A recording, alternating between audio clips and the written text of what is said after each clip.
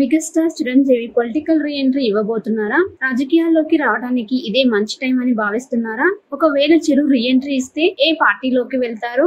ఇప్పుడు తమ్ముడితో ప్రయాణం చేస్తారా లేదా ప్రస్తుతం కొనసాగుతున్న కాంగ్రెస్ కే జై కొడతారా? అసలు ఇందులో నిజమెంతో ఉంది అనేది ఇప్పుడు మనం చూద్దాం. మెగాస్టార్ చిరంజీవి గురించి తెలుగు రెండు రాష్ట్రాలకి కొత్తగా చెప్పాల్సింది ఏమీ లేదు.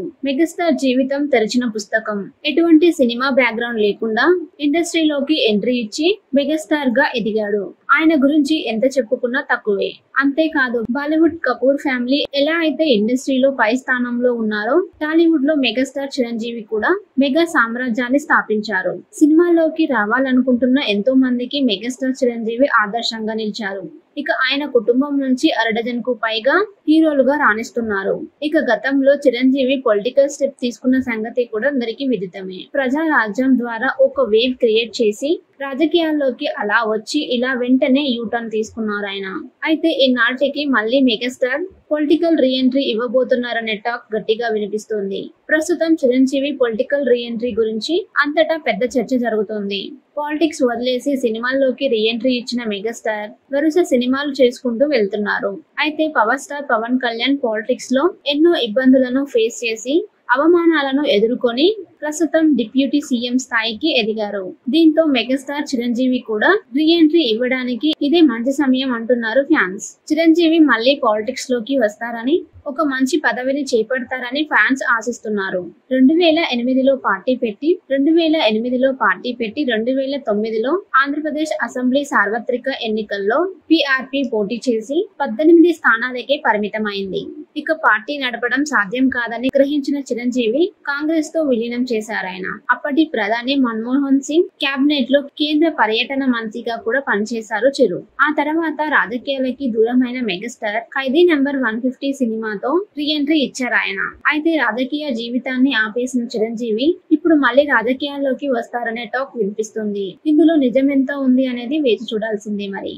అయితే మరో వాదన ఏంటంటే మెగాస్టార్ తో మోడీకి మంచి సంబంధాలు ఉన్నాయి. దాంతో చిరును ఏదైనా రాష్ట్రానికి గవర్నర్ గా పంపించే అవకాశం కూడా లేకపోలేదు అంటున్నారు netizens. Megastar Chiranjeevi political re entry ఇవ్వబోతున్నారా? రాజకీయాల్లోకి రావడానికి ఇదే మంచి టైం అని భావిస్తున్నారా? ఒకవేళ చిరు రీ ఎంట్రీ ఇస్తే ఏ పార్టీలోకి వెళ్తారు? ఇప్పుడు తమ్ముడితో ప్రయాణం చేస్తారా లేదా ప్రస్తుతం కొనసాగుతున్న కాంగ్రెస్ కే జై కొడతారా? అసలు ఇందులో నిజమెంతో ఉంది అనేది ఇప్పుడు మనం చూద్దాం. మెగాస్టార్ చిరంజీవి గురించి తెలుగు రెండు రాష్ట్రాలకి కొత్తగా చెప్పాల్సింది ఏమీ లేదు. మెగాస్టార్ జీవితం తెరిచిన పుస్తకం. ఎటువంటి సినిమా బ్యాక్గ్రౌండ్ లేకుండా ఇండస్ట్రీలోకి ఎంట్రీ ఇచ్చి మెగాస్టార్ గా ఎదిగాడు. ఆయన గురించి ఎంత చెప్పుకున్నా తక్కువే. అంతేకాదు, బాలీవుడ్ కపూర్ ఫ్యామిలీ ఎలా అయితే ఇండస్ట్రీలో పై స్థానంలో ఉన్నారో, టాలీవుడ్ లో మెగాస్టార్ చిరంజీవి కూడా మెగా సామ్రాజ్యాన్ని స్థాపించారు. సినిమాల్లోకి రావాలనుకుంటున్న ఎంతో మందికి మెగాస్టార్ చిరంజీవి ఆదర్శంగా నిలిచారు. ఇక ఆయన కుటుంబం నుంచి అరడజన్ కు పైగా హీరోలుగా రాణిస్తున్నారు. ఇక గతంలో చిరంజీవి పొలిటికల్ స్టెప్ తీసుకున్న సంగతి కూడా అందరికీ విదితమే. ప్రజా రాజ్యం ద్వారా ఒక వేవ్ క్రియేట్ చేసి రాజకీయాల్లోకి అలా వచ్చి ఇలా వెంటనే యూటర్న్ తీసుకున్నారు ఆయన. అయితే ఈనాటికి మళ్ళీ మెగాస్టార్ పొలిటికల్ రీ ఎంట్రీ ఇవ్వబోతున్నారనే టాక్ గట్టిగా వినిపిస్తుంది. ప్రస్తుతం చిరంజీవి పొలిటికల్ రీ ఎంట్రీ గురించి అంతటా పెద్ద చర్చ జరుగుతోంది.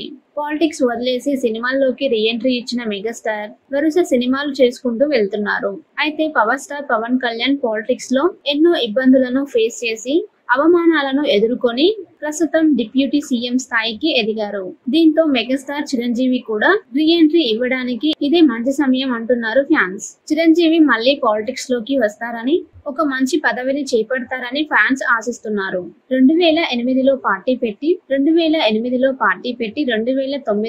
ఆంధ్రప్రదేశ్ అసెంబ్లీ సార్వత్రిక ఎన్నికల్లో పీఆర్పీ పోటీ చేసి 18 స్థానాలకే పరిమితమైంది.